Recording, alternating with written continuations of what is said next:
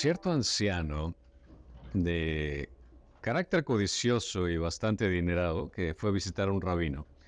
Y ese rabino lo toma de la mano y lo lleva a la ventana. Y el rabino le pregunta a esta persona, ¿qué es lo que ves afuera? Este hombre dice, bueno, estoy viendo hombres y mujeres que están en la calle, algunos necesitados por ahí, otros jugando, diferentes cosas.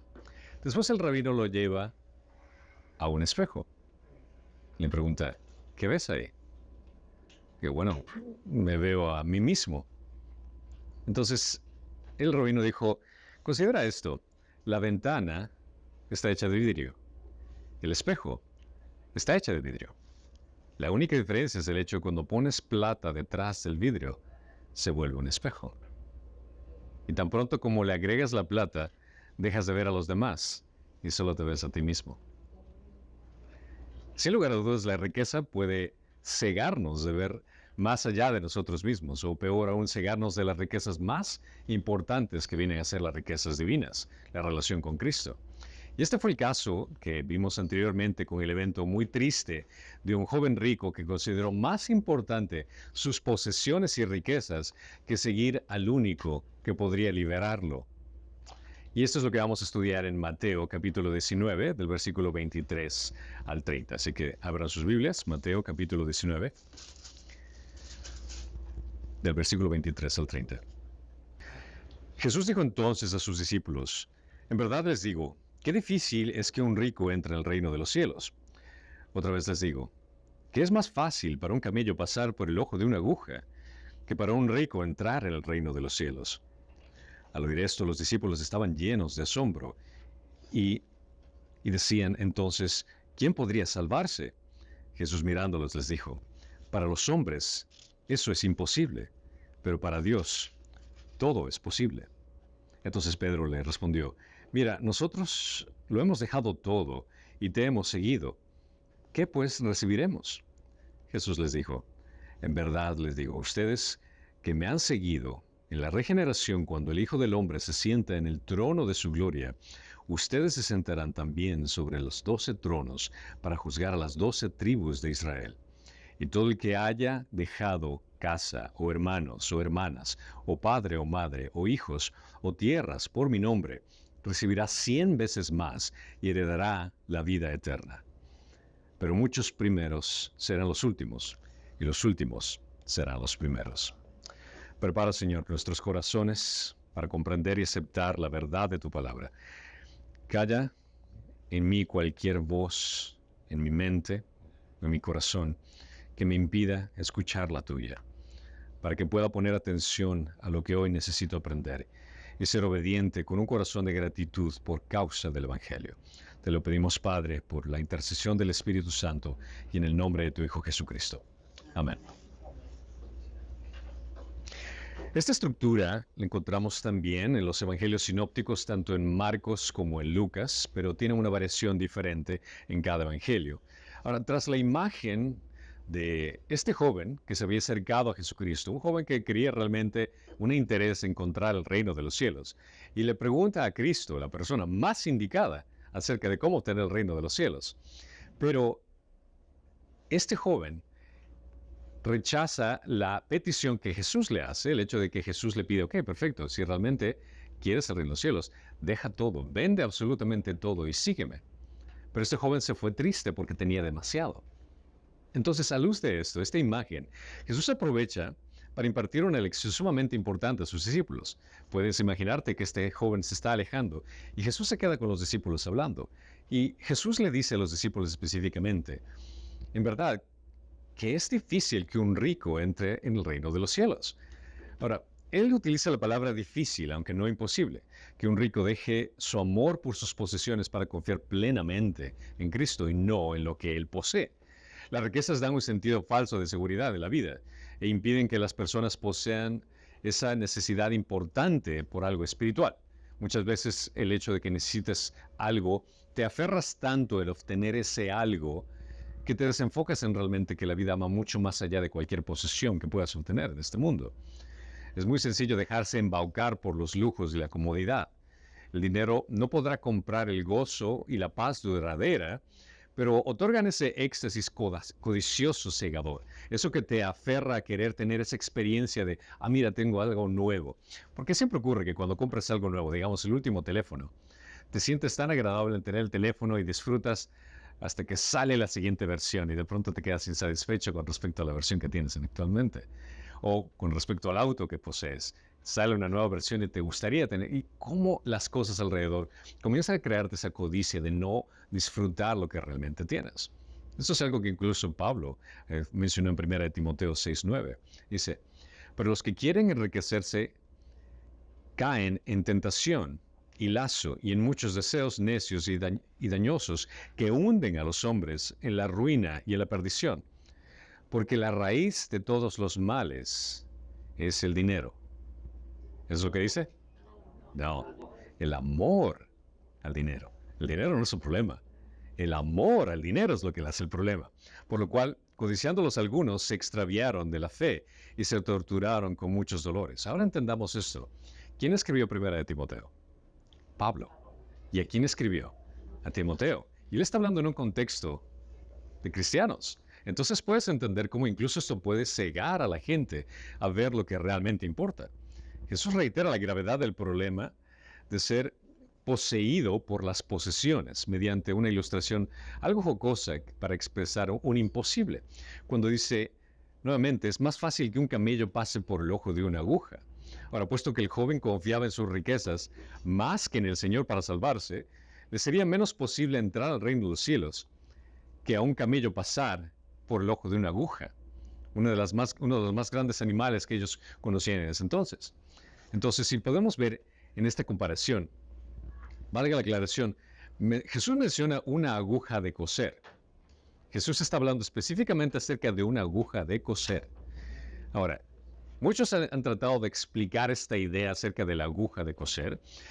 No sé si algunos han escuchado esta idea de que, tratando de interpretar la idea de la confusión, que uno se trata acerca de que, bueno, realmente es pasar como que si fuera a pasar una soga que es del tamaño de esos de barco prácticamente, como pasando esa referencia de lo difícil que es un cable de barco o cuerda por el ojo de una aguja, así de difícil es. O otra ilustración que es con respecto a que el camello, existía una puerta en Jerusalén donde tenías que quitarle todas las cosas y ese muro de Jerusalén era prácticamente la única entrada que podía hacer, pero déjeme decirle que todas estas son puras fantasías.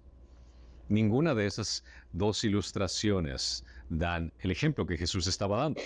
Jesús está utilizando específicamente una hipérbole y está haciéndolo deliberadamente. Esto es una exageración intencional.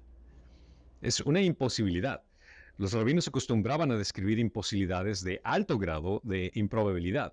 Entonces el ojo de una aguja era una abertura sumamente pequeña y el pasar un camello por una hoja de una aguja sería imposible. La intención era representar que la salvación de un hombre rico como nada menos que un milagro para que pueda ser posible únicamente cuando Dios lo otorga. Está dando una exageración, porque un rico no podría entrar al reino de los cielos si no fuera más por el hecho de que Dios ayudaría a que eso ocurra. Jesús sabía que el corazón codicioso de este joven por el dinero era muy grande y tristemente llegando a convertirse en un ídolo en su vida. Este joven tenía sus posesiones y su riqueza como su fuente de satisfacción, como su fuente de búsqueda de placer. Y rechaza lo más importante y al más importante que viene a ser Jesús. Jesús buscó liberar al joven de la tiranía de posesiones, otorgándole libertad y vida eterna. Pero este joven realmente era un pésimo negociante, ya que no estaba dispuesto a pagar lo que realmente valía mucho más de cualquier cosa que este mundo pueda ofrecer. Vino para encontrar la vida eterna a la persona correcta, pero se fue dejando lo que buscaba.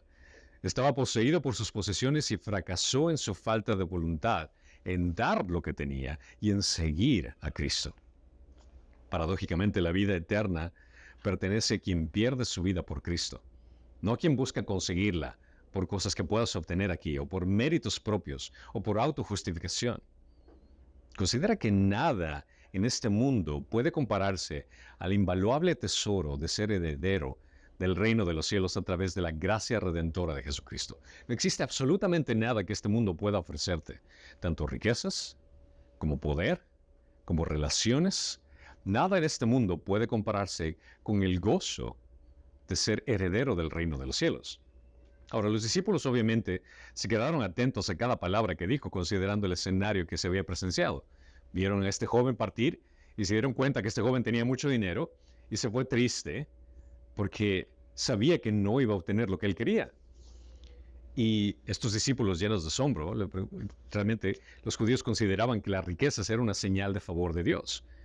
Considera que para ese entonces, esa cultura, el hecho de tener dinero, el hecho de tener bendiciones en cierto sentido de prosperidad, para ellos era como igualarlo, el hecho de que Dios realmente tiene favor sobre esa persona. Y si es que Jesús está diciendo que una persona rica no puede ir al cielo, ellos, no teniendo posesiones, no teniendo las bendiciones que tenían las personas ricas, puedes entender, si es que un rico no va a ir al cielo porque nosotros entendemos que él tiene una bendición especial por Dios, entonces yo, que no tengo nada, ¿cuál sería mi situación? Jesús no indicó una suma fija que marcaba la diferencia entre un hombre rico y un hombre pobre. Esto vendría a ser como un asunto relativo. La misma persona es rica según los estándares de la comunidad. El pobre es también pobre según los estándares de otra. Si comparamos, por ejemplo, a alguien de Perú, a alguien de Ecuador, que alguien aquí de Estados Unidos, quién es rico y quién es pobre, la persona tal vez que consideramos que tiene dinero en Ecuador o en Perú, lo traes acá, así como que no estaba tan bien como pensamos. Y aquellas personas que se consideran pobres aquí, los trasladas a nuestros países y consideran así como que tú no estás pobre. Déjame decirte, eso no tiene nada el concepto de pobre. Entonces, un hombre pobre puede ser también esclavizado por centavos. ¿Cuántos de nosotros conocemos a aquellas personas que realmente no tienen tanto dinero como considerarían, pero incluso lo poco que tienen se esclavizan con eso? Cuando mayor es la riqueza, lo más probable es que la esclavitud sea mucho mayor. Los discípulos consideraban la riqueza como un signo de la bendición de Dios, pero Jesús llama un obstáculo para el progreso espiritual. Y ellos hacen la pregunta, entonces, ¿quién podría salvarse? Esta pregunta exige la influencia farisaica en ellos, porque los fariseos y la sociedad creían que Dios otorgaba riquezas a los que Él amaba. Dios amaba a alguien, por eso le entregaba riquezas y posesiones. Por consiguiente, si una persona rica no podía lograr entrar al reino, al parecer entonces nadie podría entrar al reino. Jesús, mirándolos claramente, fijó sus ojos en ellos con seriedad para atraer su atención y confirmarles una realidad para nuestra incapacidad, que es ser salvos. Si los hombres realmente tuvieran la capacidad de buscar a Dios, ninguno lo haría. Tan simple como esto. Nuestra naturaleza pecaminosa nos impide buscar a Dios. Seríamos en la misma categoría de que un criminal esté tratando de buscar a la policía. Un criminal va a apartarse de la policía, no quiere saber nada de la ley. Esta es la misma forma con respecto a nuestra naturaleza pecaminosa. Nosotros, por nuestra propia cuenta, no queremos buscar de Dios. ¿Por qué? Porque Dios es santo y nosotros no lo somos. Es por eso que a veces nos conformamos en crear nuestras propias versiones acerca de Dios. Creamos una imagen en nuestra mente de un ídolo que no es el Dios que se presenta en las Escrituras. Pensamos, bueno, Dios es de esta forma, Dios no haría tal cosa, Dios no es tal persona, Dios nos trataría, no, Dios ama a todos, Dios va a permitir que todos vayan al cielo. Perfecto, ese es tu Dios. Pero el Dios de las Escrituras es completamente diferente. Considera esto. Esto es lo que dice el Dios de las Escrituras. El Señor ha mirado desde los cielos sobre los hijos de los hombres para ver si hay alguien que entienda, alguien que busque a Dios. Pero todos se han desviado. Aún se han corrompido. ¿Qué dice aquí? No hay quien haga el bien. No hay ni siquiera uno. Nadie se acerca a Dios por su propia cuenta. Nadie lo busca porque quiere una relación con Él. Nuestra pecaminosidad nos aparta de Él. Para ser más claro, incluso esto es algo que Jesús dijo. Juan 6:44. Nadie puede venir a mí si no lo trae el Padre que me envió. Y yo lo resucitaré al final del día. Nadie puede acercarse a Dios, nadie puede acercarse a Jesús a menos de que Dios Padre lo traiga a Él. Ahora, solo el poder de Dios puede liberar al hombre de la tiranía de las cosas y llevarlo a la verdad, a la libertad que sea gobernado por Dios. Este pasaje tiene que ver no solo con la necesidad de salvación del hombre, sino también con la demanda de la justicia de Dios. No solo se trata del hecho de que Dios nos salva, sino que también ejerce justicia al enviar a su Hijo Jesucristo. Mateo muestra que tanto la salvación como la justicia son posibilidades solo para el poder de Dios. Esta frase destaca la prioridad de la gracia regeneradora de Dios para vencer cualquier tipo de ataduras pecaminosas de los hombres. En efecto, cada persona que cree que Cristo lo hace por el poder de Dios y Dios obra en la vida de los ricos como en los demás, en los pobres, cualquier persona, es por el hecho de que Dios hace todo ese trabajo. Dios es el que nos salva. Nosotros no buscamos a Dios. En nuestra naturaleza no lo hacemos intencionalmente. Dios es el que viene y establece esa relación con nosotros. Muchos van a decir, no, pero es que yo he creído a Dios desde hace muchos años y conozco a Dios de mi tradición. Pero déjame decirte que incluso esa idea es algo porque Dios ha otorgado. Considera este pasaje, Efesios 2:8. Porque por gracia haber sido salvos, ¿por medio de qué? De la fe. Ok, ¿y esta fe de dónde viene? Dice, y esto no procede de ustedes, sino que es un don de Dios, no por obras, para que nadie se gloríe.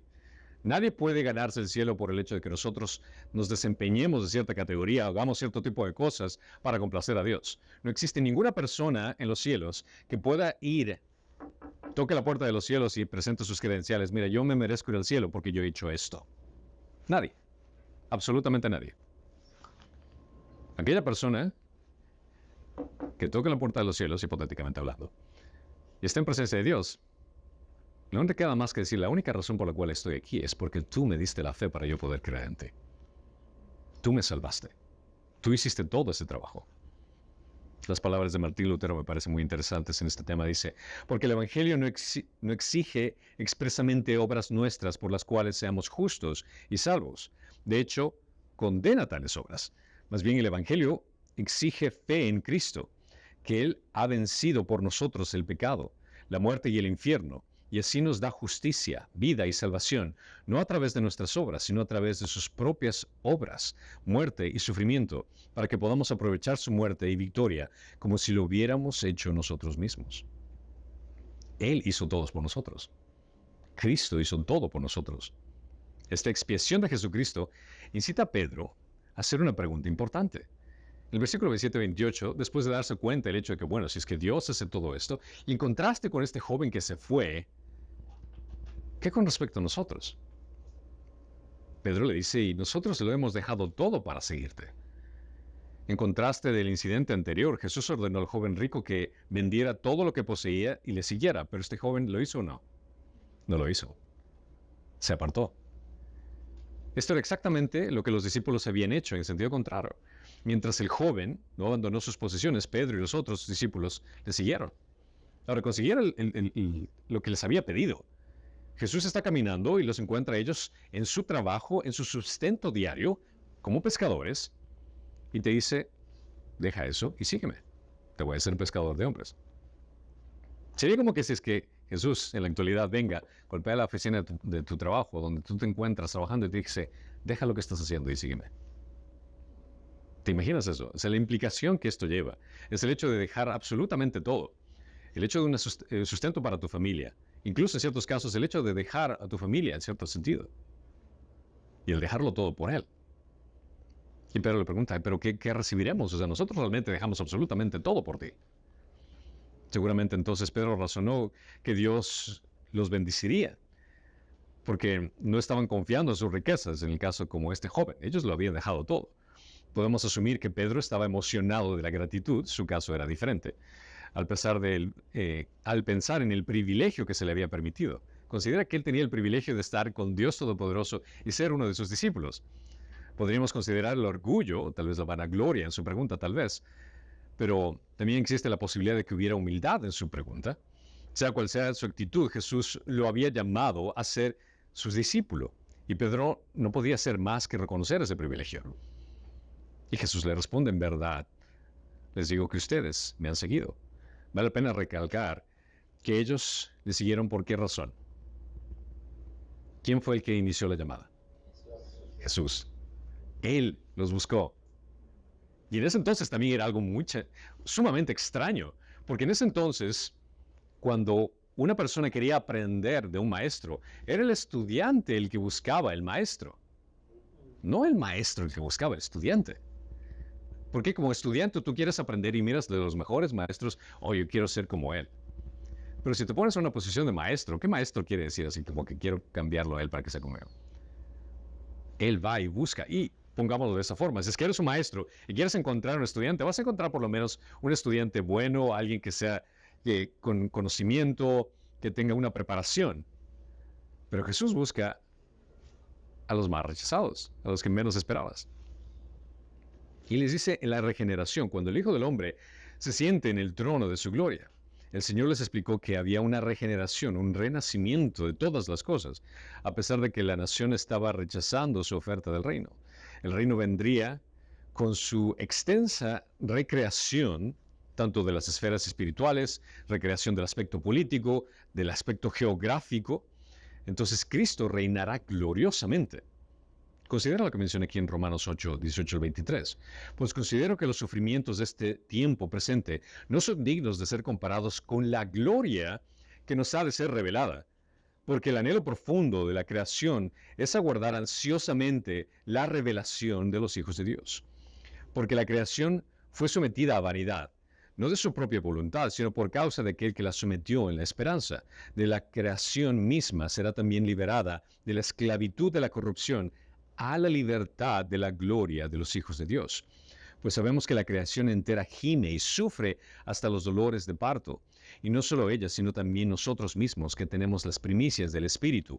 Aún nosotros mismos gemimos en nuestro interior, aguardando ansiosamente la adopción como hijos, la redención de nuestro cuerpo. Esto es un anticipo de lo que va a ocurrir. La regeneración va a ser algo mucho más glorioso de lo que tú puedas imaginarte. Segunda de Pedro 3:13 menciona también, pero según su promesa, nosotros esperamos nuevos cielos y nueva tierra, en los cuales mora la justicia. Toda la idea de lo glorioso que puedes considerar en este mundo, realmente va a ser nada en comparación y en contraste del nuevo cielo y la nueva tierra. Muchos hemos querido tal vez viajar y conocer diferentes partes del mundo y me encantaría conocer esto o aquello, pero considera que el nuevo cielo y la nueva tierra va a ser un lugar muchísimo mejor de lo que puedes anhelar conocer hoy. Los discípulos tendrán, menciona aquí, un lugar especial.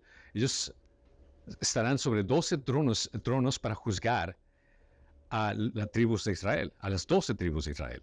Los discípulos tendrán un lugar en el cual tendrían que poner juicio y norma a cada una de las tribus. Y eso se menciona incluso en Apocalipsis, en una visión que Juan tuvo del futuro. Apocalipsis 12:2 menciona, tenían un muro grande y alto con 12 puertas y a las 12 ángeles y en las puertas estaban escritos los nombres de las 12 tribus de los hijos de Israel.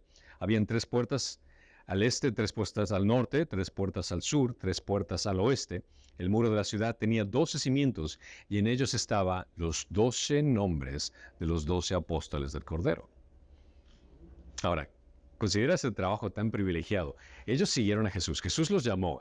Ellos contentos fueron, hicieron, y ese es el privilegio que tienen. Van a juzgar a las 12 tribus de Israel.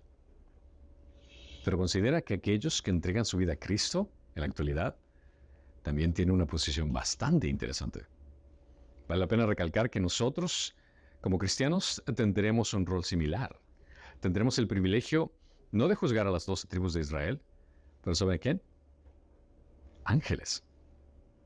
Y al mundo. ¿Por qué? Porque vamos a reinar con Cristo. Considera lo que dice Pablo aquí. 2 Corintios 6, 2 al 3. ¿O no saben que los santos han de juzgar al mundo? Y si el mundo es juzgado por ustedes, no son competentes para juzgar los casos más sencillos. ¿No saben que hemos de juzgar a qué? A los ángeles. ¿Cuánto más asuntos de esta vida? Nosotros vamos a tener un privilegio increíble. Que estamos también reinando con Dios. En Apocalipsis 26 menciona, bienaventurado y santo el que tiene parte de la primera resurrección. La muerte segunda no tiene poder sobre esto, sino que serán sacerdotes de Dios y de Cristo. ¿Y qué dice aquí? Y reinarán con Él por 1000 años. Considera este privilegio tan increíble que nada en este mundo te puede otorgar. Muchas veces consideramos el hecho de sacrificar ciertos detalles por el hecho de servir a Cristo hoy en la actualidad. Pero si cuando ves este tipo de cosas que va por toda la eternidad, te pones a pensar en perspectiva, así como que mi sufrimiento de momentáneo que vaya a ocurrir en esta vida, o tal vez las limitaciones que voy a tener en esta vida, no se comparan en nada en lo absoluto lo que va a ser por toda la eternidad. El sacrificio tal vez de no hacer lo que hace el mundo porque tu carne lo quiere hacer, porque quieres imitar a los demás. Dice, no, voy a abstenerme de eso. ¿Por qué? Porque quiero agradecer a Dios, quiero glorificar a Dios. El evitar ser como el mundo y estas cosas que ocurren en el mundo te va a dar un precio, una paga, quiero decir, mucho más grandiosa en la eternidad. Lo cual recalca que nada en este mundo puede compararse al invaluable tesoro de ser heredero del reino de los cielos a través de la gracia redentora de Jesucristo. Al estar en Cristo tenemos un privilegio único, un privilegio exclusivo. Es algo que también nos motiva a seguir adelante. El hecho de que Dios nos ha salvado por el trabajo que Él ha hecho en la cruz. Y tenemos el privilegio de ser parte de esta familia en Cristo, que nos permite glorificarlo por toda la eternidad. Jesús recalca el costo de serlo de sus discípulos en el versículo 29. Dice, todo el que haya dejado casa, hermanos, hermanas, padre, madre, hijos y tierra. Ahora, debo aclarar esto, no es un llamado de abandono familiar o irresponsabilidad paternal para después continuar un ministerio. Sería absurdo que Dios quiera destruir un ministerio primordial que vendría a ser la familia para comenzar otro ministerio. Sería tonto el hecho de que yo deje a mi esposa y mis hijos. ¿Por qué? Porque Dios me ha llamado a ser misionero en África, así que te tengo que dejar porque ese es mi llamado. No, eso no es así. Jesús está exponiendo que debes de considerar cuáles son los ídolos que vienen en tu corazón. Considera que Jesús había probado al joven rico si realmente codiciaría el reino de Dios por encima de sus posesiones terrenales.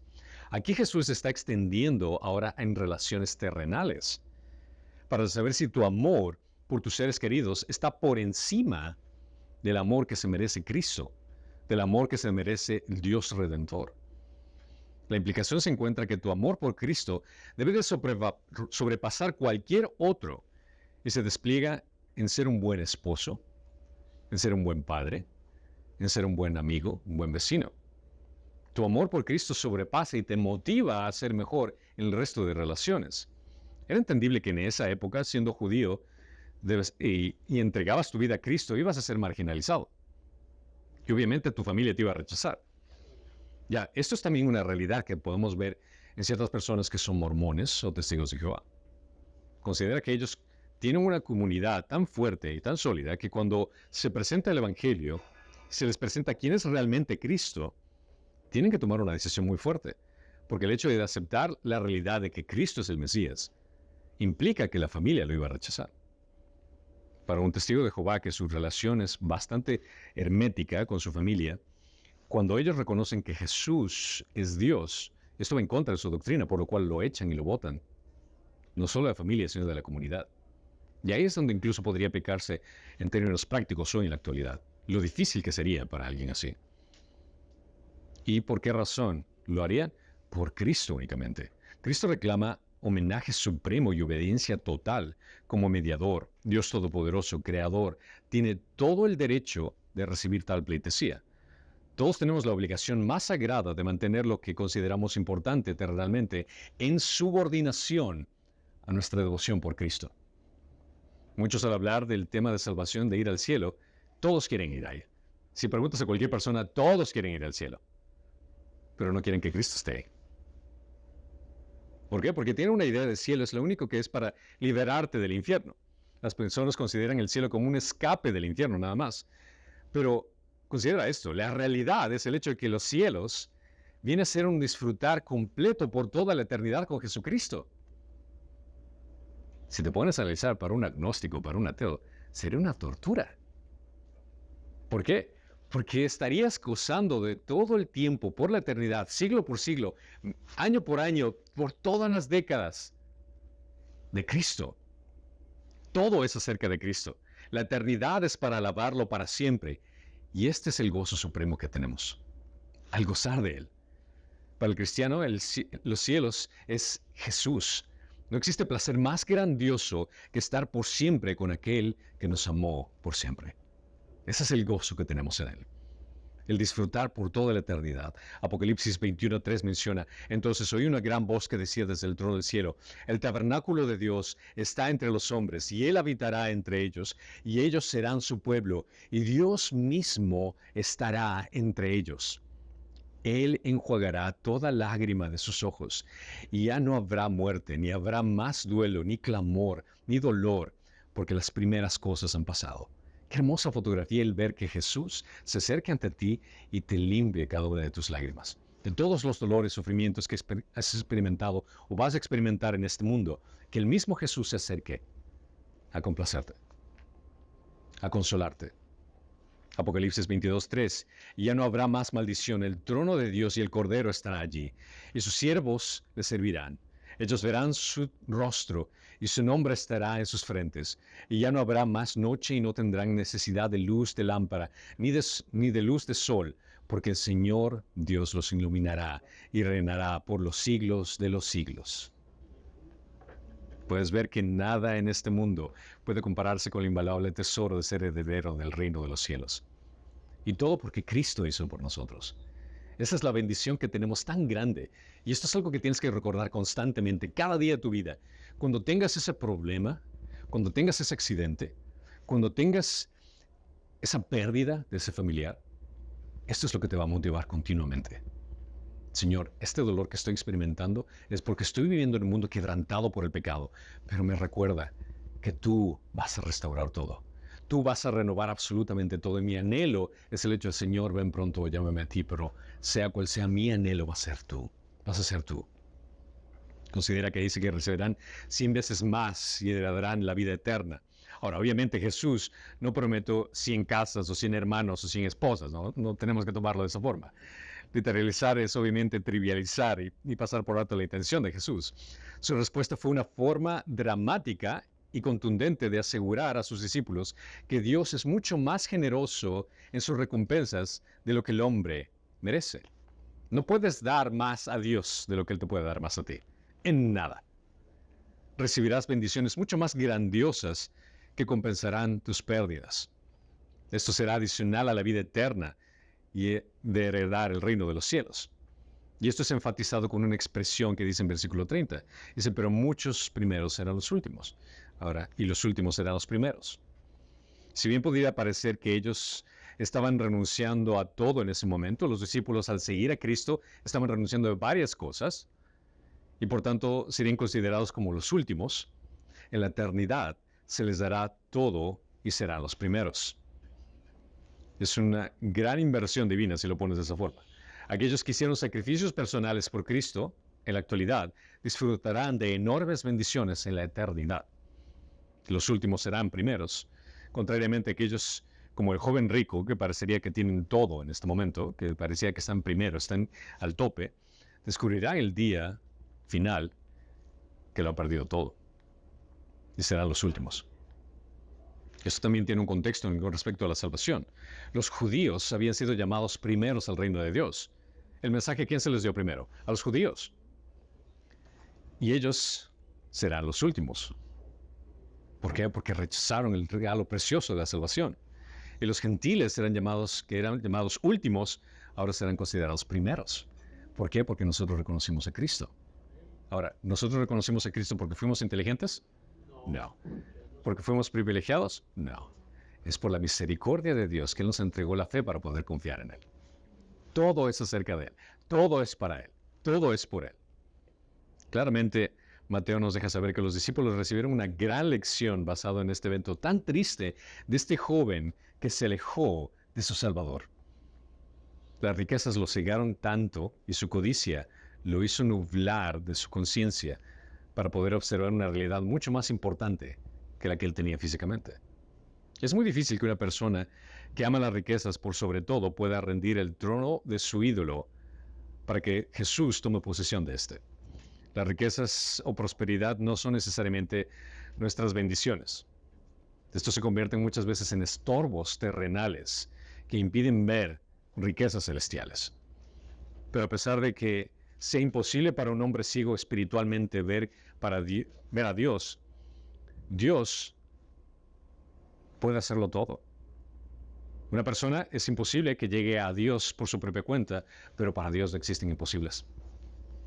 Vale la pena aclarar que, aun siendo redimidos, considera que seguimos viviendo en este mundo que nos va a confundir, nos va a desviar y nos va a hacer perder nuestro enfoque.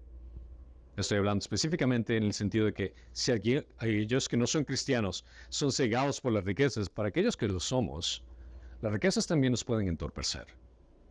nos pueden estorbar, porque nos enfocamos tanto en las cosas que tenemos aquí en la actualidad, que recordemos que nosotros solo somos peregrinos en este mundo. Solo estamos de pasada por aquí. No tienes que acostumbrarte en el lugar donde te encuentras.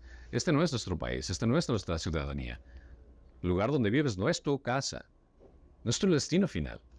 Si entiendes este concepto, es el hecho de que nosotros estamos solo pasando por aquí. Las riquezas o prosperidad son pasajeras y no debemos aferrarnos a ellas. En Cristo tenemos un tesoro inmesurable al ser herederos del reino de los cielos.